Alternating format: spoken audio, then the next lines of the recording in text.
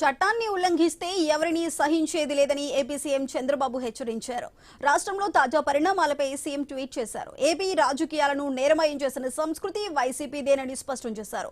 YCP పాలనంతా అలాగే కొనసాగిందని తెలిపారు. AP పునర్నిర్మాణాన్ని ప్రతిపక్షం తట్టుకోలేకపోతుందన్నారు. లా అండ్ ఆర్డర్ను కాపాడటంలో రాజీ పడబోమని చంద్రబాబు చెప్పారు. అధికారంలో ఉన్నా ప్రతిపక్షంలో ఉన్న నిబంధనలు అందరికీ ఒక్కటేనన్నారు.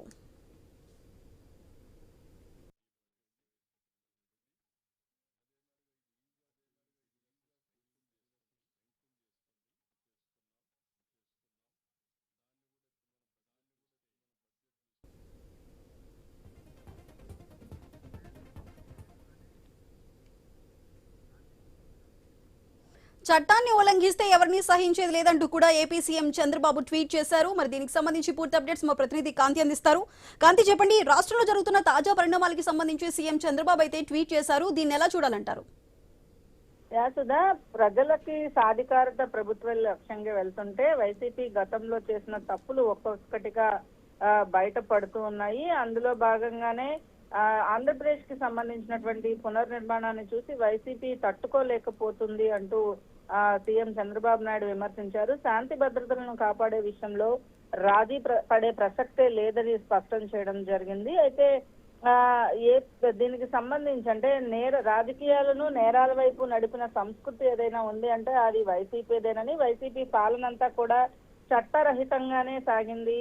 అలాంటి పరిస్థితులకు 2024లోనే ముగింపు పలికాం. కూటమి ప్రభుత్వం అధికారంలోకి వచ్చాక రాష్ట్రంలో మళ్లీ రూల్ ఆఫ్ లా అమలవుతుందని సీఎం చంద్రబాబు నాయుడు చెప్పుకొచ్చారు. ఇక ప్రజల సాధికారత ప్రభుత్వ లక్ష్యంగా ఏదైతే ప్రస్తుతం శాంతి భద్రతలను కాపాడే విషయంలో రాజీ పడే ప్రసక్తే లేదని, చట్టాన్ని ఉల్లంఘిస్తే ఎవరిని కూడా ఉపేక్షించబోమన్నారు. అలాగే అధికారంలో ఉన్నా ప్రతిపక్షంలో ఉన్నా సరే నిబంధనలకు అందరూ ఒకటే కాబట్టి హద్దులు దాటి ప్రవర్తిస్తే చట్టం తన పని తాను చేసుకుంటూ పోతుంది. చట్ట ప్రకారం కఠిన చర్యలు తప్పవు అంటూ కూడా సీఎం చంద్రబాబు నాయుడు ట్వీట్ చేయడం జరిగింది. ఏదైతే రాష్ట్రంలో జరుగుతున్నటువంటి దానికి సంబంధించి గత 2 రోజులుగా చూస్తున్నాం. పూర్తిగా రాష్ట్ర వ్యాప్తంగా టీడీపీకి సంబంధించినటువంటి నాయకులు ఏదైతే వైసీపీ నాయకులు చేసినటువంటి ఆరోపణలు ఉన్నాయి, అలాగే మాటలతోటి ప్రస్తుతం రాష్ట్ర వ్యాప్తంగా కూడా ఆందోళన అయితే కొనసాగుతున్నాయి. ఈ నేపథ్యంలోనే CM Chandrababu Naidu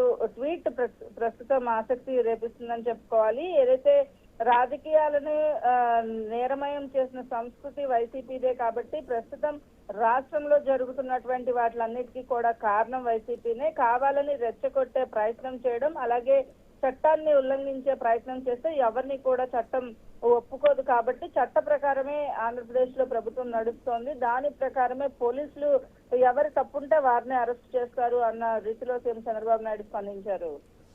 right Kanthi, thank you.